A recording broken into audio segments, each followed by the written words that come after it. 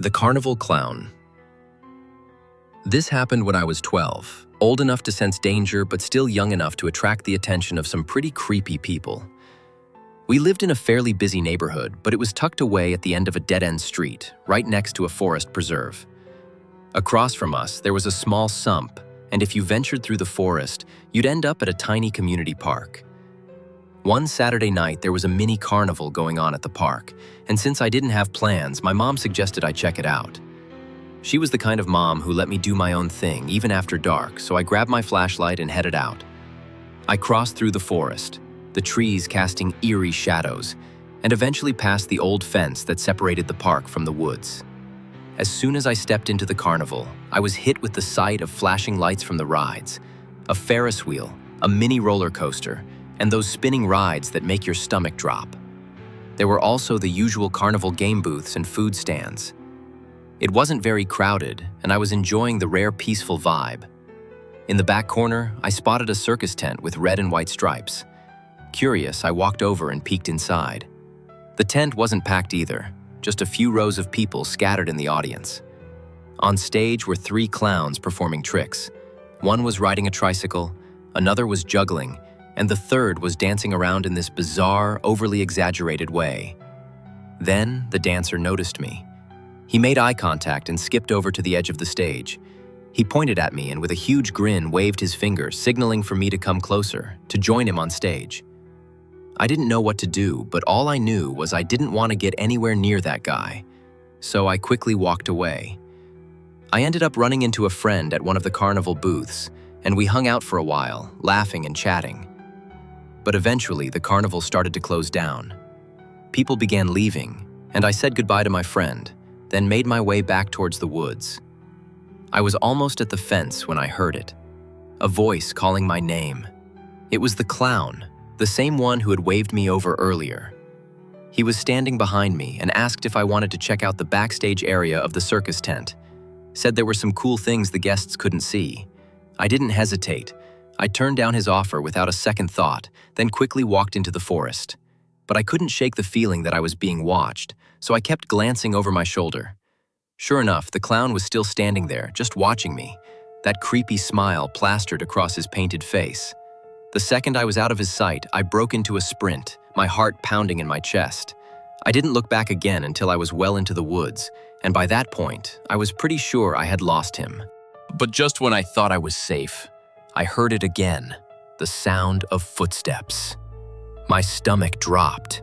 I turned around, and there he was, the clown, emerging from the darkness of the woods, his painted smile still there.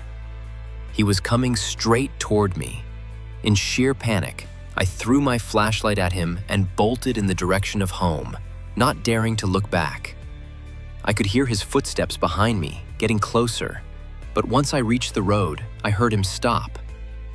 I didn't stop running until I was safely inside my house, out of breath like I had just run a marathon. My mom was concerned, of course. I couldn't tell her what really happened, though. I didn't want to lose the freedom she gave me, so I lied and said I had just jogged the whole way back. It never came up again. But to this day, I'll never forget the way that clown looked and how much I feared that night. The clown in the bushes. Up until I was 14, I had a deep fear of clowns. It all started when I was 5 at a county fair on a cold Tuesday night in November. My parents were away on vacation, and my sister and brother were out for the night. My friend B decided to come over, so we could walk to the fair a few blocks away. We strolled down to the fair, which was set up in a big empty parking lot. We played a few carnival games and wandered around for a while, enjoying the night. That's when we ran into a clown. He didn't speak. He just smiled, bounced around, and made silly hand motions. His movements were more like a mime than a clown, and every time I looked away, it seemed like he'd inch a little closer to us. We laughed it off, but there was something about him that felt off. B patted the clown on the shoulder, and we quickly walked away. "That was weird," I said. "That was more creepy than weird," B replied, and I had to agree. We made our way back to my house, walking through the quiet neighborhood streets. It was just the two of us on that cold, still night. That's when we heard something behind us. Footsteps. We turned around, but no one was there. We shrugged it off, but the footsteps kept following us. It happened over and over, and I could feel the panic rising in my chest. B was the first to say it out loud. "I'm freaked out. I'm going home." But I didn't want to be alone, so I convinced him to stick around. "We could hang out at my place," I said. Honestly, I was scared too. By now, we were both sure someone was following us. When we got to my front yard, I fumbled through my pockets, trying to find the right key on my keychain. It was dark, and my hands were shaking. That's when B nudged me and whispered, "Turn around." I did. And that's when I saw it. The clown. He was crouched in my neighbor's bushes, staring right at us.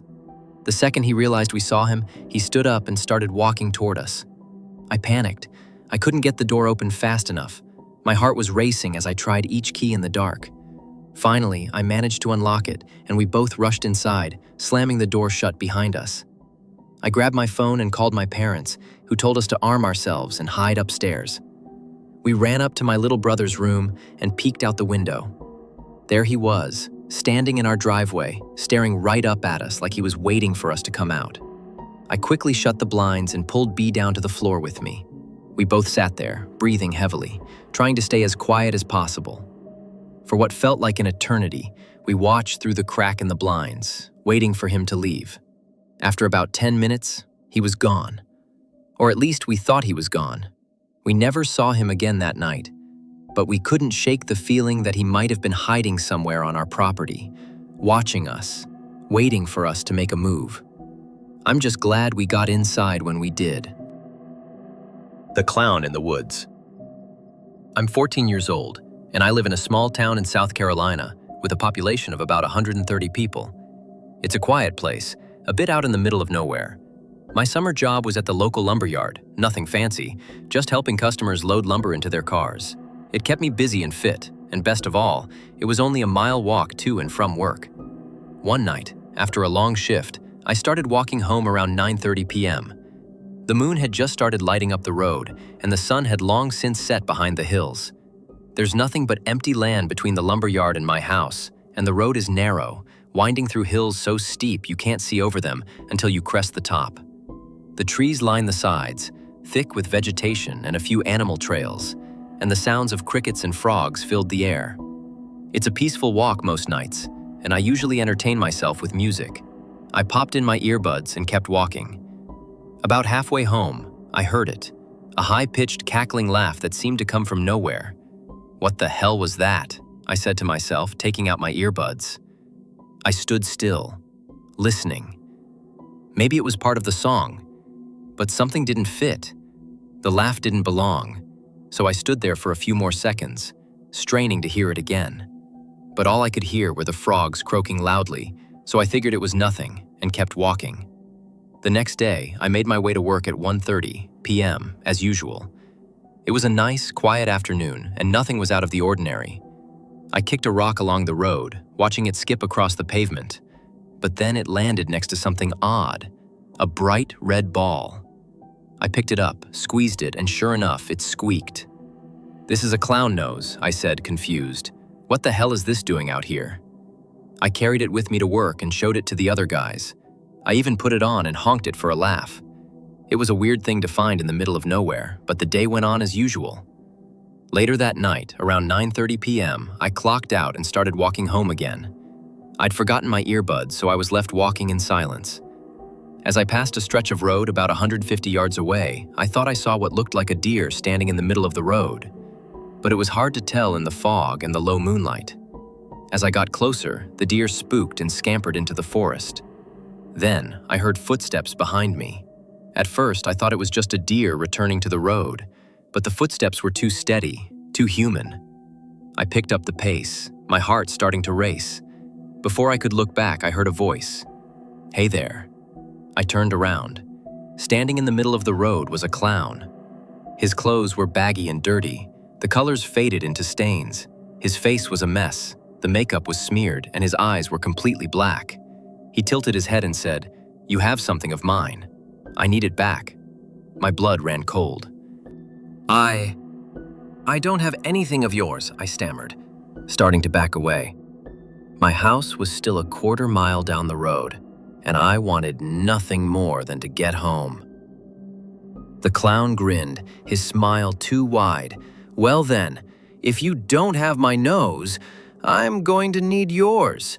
He pulled something from behind his back, and to my horror, it looked like a machete. I didn't wait to see what he'd do next. I turned around and ran with everything I had. My legs were pumping hard, and I could hear his footsteps behind me, getting closer and closer. The sound of blades scraping against the road spurred me on even more. He wasn't just walking, he was running barefoot, gaining on me.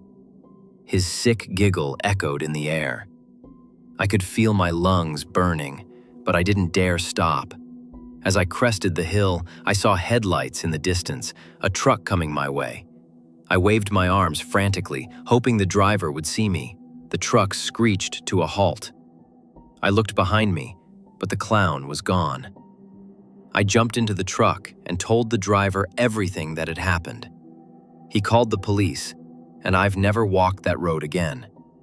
I still don't know how the clown got there, or why he was waiting for me, but I know one thing: I'll never walk in the dark again, not after what I experienced.